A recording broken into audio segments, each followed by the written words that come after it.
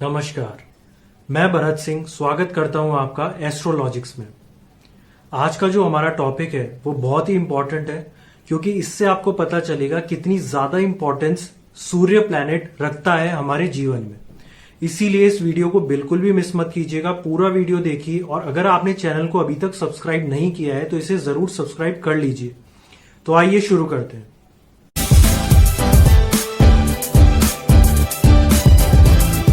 सबसे पहले हम यह देखेंगे कि सूर्य आखिर है क्या।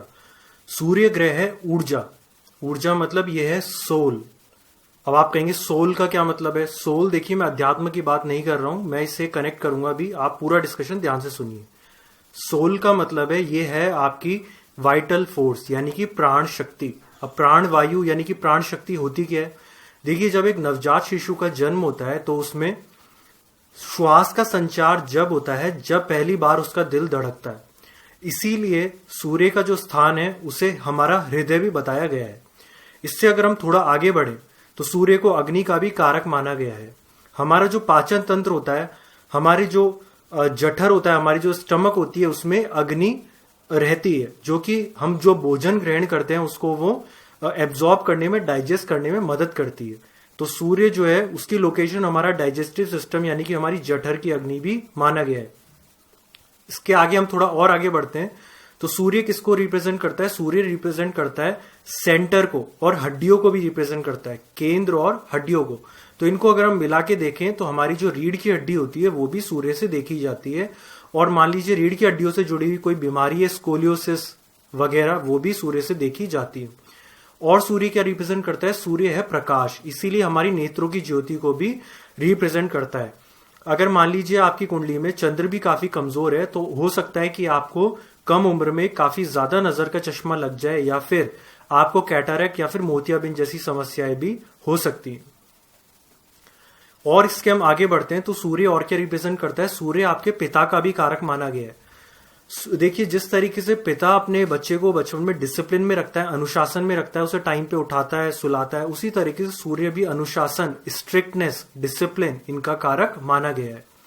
और थोड़ा आगे बढ़े तो अगर आप लार्ज ऑर्गेनाइजेशंस में काम करते हैं जहां पे कि एक हायरार्की आपको फॉलो करनी पड़ती है, अपने बॉस को रिपोर्टिंग करनी पड़ती है, उससे टास्क लेना पड़ता है, ये सब भी सूर्य के कारक माने गए हैं। क्योंकि सूर्य एक तरह से स्ट्रक्चर्ड ऑर्गेनाइजेशन, एक हायरार्की को रिप्रेजेंट करता है, जिसमें कि आपको एक डिसिप्लिन में रहना पड़ता है। आप अपने हिसाब से अनुशासन को नहीं तोड़ सकते।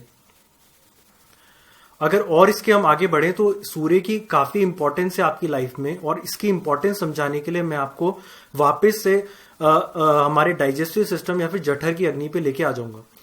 देखिए, जब हम सुबह उठते हैं सूर्योदय के समय, हमारी जो जठर की जो अग्नि होती है वो सबसे ज्यादा तीव्र होती है। और जैसे जैसे समय बीतता चले जाता है, दोपहर, उसके बाद शाम और फिर रात, यह समय बीतने के साथ मंद यानी कि कम पड़ती चली जाती है। अगर आप रात के समय देखेंगे, जब हम सो जाते हैं तब हमारे बॉडी का जो टेम्परेचर होता है वो लोएस्ट रहता है। तो अगर आप ये देखिए कि जो सूर्य और चंद्र जैसे ग्रह हैं, ये हमारे पृथ्वी के एटमॉस्फेयर को कंट्रोल करते हैं। फॉर एग्जाम्पल, जैसे मान लीजिए एशियाई देशों में लगभग 12 में से 9-10 महीने तक सूर्य दिखाई देते हैं। इसकी वजह से क्रॉप्स की जो वेराइटी है, जो पैदावार है, बहुत अच्छी होती है। जबकि विदेशी देशों में सूर्य शीत देश होते हैं, काफी जो वेस्टर्न कंट्रीज होती हैं जो बहुत कोल्ड होती हैं, वहां पे 12 में से 9-10 महीने तक सूर्य दिखता नहीं है वहां। इसीलिए वहां पे क्रॉप्स की पैदावार इतनी अच्छी नहीं होती और लोगों को ज्यादा नॉनवेज पे डिपेंड रहना पड़ता है। यदि आप देखें तो चंद्रमा की वजह से समुद्र में ज्वार भाटे यानी कि टाइड भी आते हैं। तो जो लोग ये कहते हैं कि हम एस्ट्रोलॉजी में विश्वास नहीं करते, वो लोग ये देखिए कि जब सूर्य चंद्र जैसे ग्रह हमारी पृथ्वी को रेगुलेट कर सकते हैं तो क्या हमारी वो बॉडी क्लॉक को रेगुलेट नहीं कर सकते। तो यही मैं आपको समझाना चाह रहा हूं। यदि हम हमारी बॉडी की फंक्शनिंग को सूर्य के हिसाब से ढाल लें तो जो सूर्य यदि हमारी कुंडली में कमजोर भी है तो वो काफी हद तक ठीक हो जाएगा।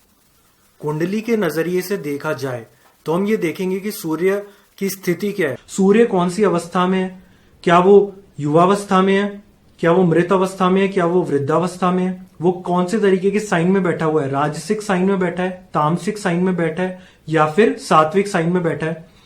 राहु और शनि के साथ क्या उसकी युति है, या फिर क्या वो शनि के साथ दृष्टि संबंध में है। यदि मान लीजिए वो नीच की राशि में बैठा है तो क्या उसका नीचभंग हो रहा है, क्या उसका विपरीत राजयोग बन रहा है। अगर मान लीजिए वो आपकी लग्न कुंडली में वो नीच का है और नवमांश में वो उच्च का हो जाता है, तो भी वो आपको इतने बुरे फल नहीं देगा, बल्कि वो काफी अच्छा माना जाएगा। इसी तरीके से आपको अपने सब डिविजनल चार्ट भी देखने पड़ेंगे, नक्षत्र भी देखना पड़ेगा किस नक्षत्र में वो बैठा है, कहीं उसका त्रिक हाउसेस के जो लॉर्ड है उनके साथ तो संबंध नहीं हो रहा। इस तरीके से आपको इंडिविजुअल हॉरोस्कोप में उसका एनालिसिस करना पड़ेगा। तो मैं आपको यही समझाना चाह रहा था कि अगर मान लीजिए सूर्य आपकी कुंडली में कमजोर है तो आपको इसके कई लक्षण नजर आने लग जाएंगे, जैसे आप में घबराहट ज्यादा लगने लग जाएगी, आपके स्वभाव में एक अस्थिरता आ जाएगी, आप अलग थलग रहना शुरू कर देंगे, आइसोलेशन में रहना शुरू कर देंगे समाज से। इसी तरीके से आपके जो बाल है वो कम उम्र में झड़ना शुरू हो जाएंगे या फिर सफेद होना शुरू हो जाएंगे। आपकी इम्यूनिटी बहुत कमजोर होना शुरू हो जाएगी, जल्दी जल्दी या फिर लंबे समय तक आपको नजला जुकाम बना रहना शुरू हो जाएगा। हड्डियों की बीमारी जैसे कि स्कोलियोसिस वो आपको दिखनी शुरू हो जाएगी।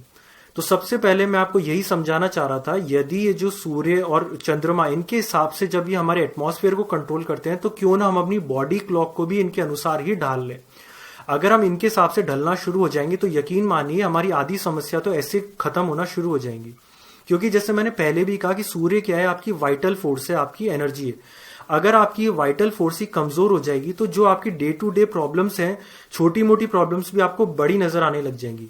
मान लीजिए आपकी प्राण शक्ति ही कम पड़ जाती है, तो फिर आप क्या डील कर पाएंगे छोटी मोटी प्रॉब्लम से। आपको हर छोटी मोटी प्रॉब्लम बड़ी नजर आने लग जाएगी, आप जिम्मेवारियों से भागने लग जाएंगे, आप लीडरशिप क्वालिटीज आपके अंदर कम हो जाएगी, ऑफिस में काम से आप बचने लग जाएंगे, अपने बॉसेस के साथ आपके डिस्प्यूट रहना शुरू हो जाएंगे। तो इसका सबसे बढ़िया उपाय ये है कि आप अपनी बॉडी को इस सृष्टि सूर्य चंद्रमा के हिसाब से ढाल लीजिए। आप कैसे ढाल सकते हैं? आप सबसे पहले नियम गार्ड बांध लीजिए कि आपको सूर्योदय के समय या फिर सूर्योदय से थोड़ा पहले उठ जाना है अपने बिस्तर से। उठने के बाद आपको स्नान करना है और सूर्य को अर्घ्य देना है, जल चढ़ाना है। जल चढ़ाने से क्या होगा, जो जल में से होती हुई जो सूर्य की किरणें जाएंगी वो रिफ्रैक्शन के नियम के हिसाब से अलग अलग रंगों में विभाजित हो जाएंगी और वो रंग आपकी शरीर को ऊर्जा एनर्जी प्रदान करेंगे। उसके बाद हो सके तो आप जब तक सूर्य में लालिमा है, यानी कि सूर्य अभी सूर्योदय हुए उसे कुछ ही टाइम हुआ है, तब तक आप सूर्य की रोशनी में 15 से 20 मिनट भी बिता सकते हैं। उसके बाद आपको क्या करना है, उसके बाद आपको भरपेट भोजन करना है। क्यों? क्योंकि जठर की अग्नि उस समय सबसे ज्यादा तीव्र होती है। जैसे ही आप ज्यादा से ज्यादा भोजन करेंगे उसी से आपके जो डाइजेस्टिव सिस्टम है वो अच्छे एंजाइम्स बनाएगा, हार्मोन्स का सिक्रीशन अच्छा होगा। इस वजह से क्या होगा, आपका जो मूड है वो अच्छा फील करने लग जाएंगे, आपके मन में स्वभाव में स्थिरता आनी शुरू हो जाएगी, आप जिम्मेवारियों से भागेंगे नहीं, नए नए काम को करने की कोशिश करेंगे, आइसोलेशन में भी नहीं जाएंगे और आपका जो मूड है वो काफी एलिवेटेड आप लोग फील करेंगे। कई बार ऐसा देखा गया है कि जो स्कूल जाने वाले बच्चे हैं वो सुबह सुबह एक ग्लास दूध या फिर जूस पी के चले जाते हैं जल्दबाजी में। ऐसी गलती बिल्कुल ना कीजिए। जैसे मैंने कहा कि सुबह 9 बजे से पहले पहले जठर की अग्नि तीव्र रहती है, आपको उन्हें भरपेट भोजन खिला के भेजना है ताकि उनका जो डाइजेशन है वो अच्छे से हो, इस वजह से अच्छे हार्मोन सीक्रेट हो और जो एग्जाम से रिलेटेड फियर है, नई चीजें सीखने का जो डर है वो उनके दिमाग से चला जाएगा, उन्हें चीजें अच्छे से समझ आएंगी, पढ़ाई में भी उनका मन लगेगा। दूसरी बात आपको ये ध्यान में रखनी है कि जैसे जैसे समय बीतता जाए वैसे वैसे आपको जो अपनी मील है, जो अपना भोजन है, उसे लाइट करते जाना है, हल्का करते जाना है। लंच थोड़ा हल्का, फिर आपको डिनर उससे भी हल्का करना है। हो सके तो सूर्यास्त से पहले पहले आपको अपना डिनर कर लेना है। उसके बाद आपको रात के 10 साढ़े 10 बजे तक आपको सोने चले जाना है, आपको सो जाना है। उसके बाद फिर वही रूटीन फॉलो करना है, क्योंकि सूर्य क्या है, देखिए सूर्य एक नियम है, एक कमिटमेंट है, वो एक नियत समय पे उदय होता है और नियत समय पे अस्त हो जाता है। उसी तरीके से आपको अपने जीवन में डिसिप्लिन, अनुशासन लाना ही पड़ेगा अगर आप चाहते हैं आपकी वाइटल फोर्स बढ़े, प्राण शक्ति मजबूत हो। इससे आप डेली डे टू डे जो आपके प्रॉब्लम है उन्हें आपको फेस करने की आपके जीवन में अच्छी क्षमता आएगी, आपकी इम्यूनिटी बढ़ेगी, आप शारीरिक और मानसिक रूप दोनों से मजबूत होते हुए चले जाएंगे। आपके जीवन की काफी सारी समस्याएं वो इसी से हल हो जाएगी। देखिए सूर्य जो होता है स्थिरता का भी कारक होता है, ठीक है। स्थिरता आपको कैसे आएगी, जब आप अपने जिस हिसाब से मैं आपको बता रहा हूं बॉडी की जो क्लॉक है उसे नेचर की क्लॉक के अकॉर्डिंग आप सेट कर लेंगे। और आप स्थिरता लाना चाहते हैं तो आप श्वास से जुड़े हुए जितने भी योगाभ्यास होते हैं वो कर सकते हैं, श्वास से जुड़ी हुई क्रियाएं होती हैं वो कर सकते हैं। इससे आपके स्वभाव में, आपके मन में स्थिरता आएगी, जो अनजाना भय होता है वो आपको सताना बंद कर देगा और आप जीवन में अपनी जिम्मेवारियों से नहीं भागेंगे, जो शिकायत करने की प्रवृत्ति होती है वो आपसे दूर जाने लग जाएगी। आप हर किसी को कोसना बंद कर देंगे और अपने जीवन के ऊपर कंट्रोल स्वयं करना शुरू कर देंगे, बजाय कि आप हर चीज को कोसें, उनसे अपना पीछा छुड़ाएं। उसके बाद हम देखते हैं, अगर आप चाहें तो रविवार को आप आदित्य हृदय स्रोत का भी पाठ आप कर सकते हैं। मैं आपसे कुछ एक्सेप्शंस के बारे में भी यहाँ पे डिस्कशन करना चाहूंगा। जैसा कि मैंने आपको बताया कि सूर्य कमजोर होने के लक्षण ये हो सकते हैं कि कम उम्र में आप अपने पिता से अलग हो जाए। मान लीजिए आपके सिर पे से पिता का साया उठ जाए या पिता का ट्रांसफर हो जाए, या फिर आपको आंखों से जुड़ी हुई तकलीफें जैसे कि मोतियाबिंद या कैटरैक्ट हो जाए, या फिर आपको रीढ़ की हड्डी से जुड़ी हुई समस्याएं जैसे कि स्कोलियोसिस हो जाए। तो ये सब आपको बेसिक लक्षण बताए गए थे सूर्य कमजोर होने के। लेकिन इसके एक्सेप्शंस मैं बताना कैसे चाहूंगा। मान लीजिए कोई व्यक्ति है, कम उम्र में उनके पिता उनसे अलग हो जाते हैं, तो क्या मैं ये कह दूंगा कि 100% इनका सूर्य कमजोर है? देखिए, ऐसा कोई जरूरी नहीं है। बहुत बारी देखा जाता है कि किसी व्यक्ति के जो पिता है कम उम्र में वो एक्सपायर हो जाते हैं, या फिर वो बच्चा जो अपने पिता से बिछड़ जाता है, लेकिन फिर भी वो व्यक्ति आगे चल के बहुत तरक्की करता है, बहुत नेम और फेम कमाता है। क्रिकेटर्स के केस में ऐसा देखा जाता है, पॉलिटिशियंस के केस में ऐसा देखा जाता है। विराट कोहली की अगर मैं बात करूं, तो जब विराट कोहली कम उम्र के थे तभी उनके पिता का स्वर्गवास हो गया, लेकिन उन्होंने तब भी नेम फेम तो कमाया ना। तो इसी तरीके से आप देखो कि कई लोगों की नेत्रों की दृष्टि चली जाती है, फिर भी वो आईएएस आईपीएस जैसी बड़ी अथॉरिटेटिव गवर्नमेंट पोजीशंस जो कि सूर्य को रिप्रेजेंट करती है उनको हासिल कर लेते हैं। तो मैं कहना यही चाह रहा हूं कि जो लक्षण आपको बताए गए हैं उसका मतलब ये नहीं है कि 100% सूर्य आपका कमजोर है। आपको इसे अपने सब डिविजनल चार्ट में भी देखना पड़ेगा, नक्षत्र देखना पड़ेगा, आपको दूसरे ग्रह की पोजीशन प्लेसमेंट जैसे कि मंगल, चंद्रमा, बुध, इनको भी आपको देखना पड़ेगा। इसीलिए केवल बेसिक लक्षणों के आधार पे ही 100% आप नहीं कह सकते कि सूर्य कमजोर है। अब मान लीजिए किसी के बाल जल्दी झड़ गए या फिर सफेद हो गए, तो ये भी अपने आप में 100% गारंटी नहीं कि सूर्य कमजोरी है, क्योंकि लोग तरक्की तो करते ही है ना, बिजनेस में भी आगे जाते हैं, सरकारी नौकरियों में भी आगे जाते हैं।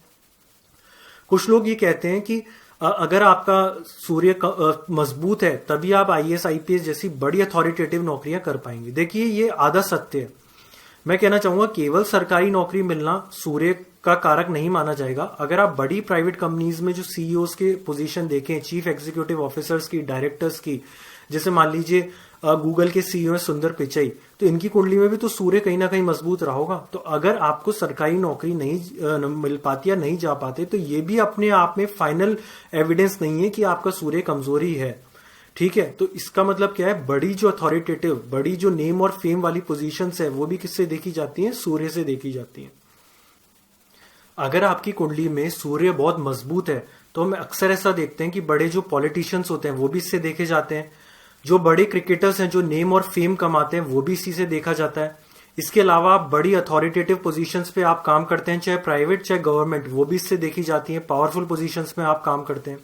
लेकिन इसमें सूर्य के साथ ही अगर आप टॉप मोस्ट पोजीशंस को देखना चाहते हैं तो सूर्य के साथ दूसरे ग्रह भी काम करते हैं, जैसे कि मंगल, राहु, इन सबको भी हम उतनी ही तवज्जो देंगे और ये डिपेंड करेगा आपके इंडिविजुअल हॉरोस्कोप के ऊपर। अगर सूर्य कमजोर हो तो ये आपको एक तरीके का कहते हैं कि सेल्फ एस्टीम बहुत या तो कम कर देगा, या फिर आपको झूठी ईगो भी आपको ये देने लग जाएगा, झूठा अहंकार ये आपको देने लग जाएगा।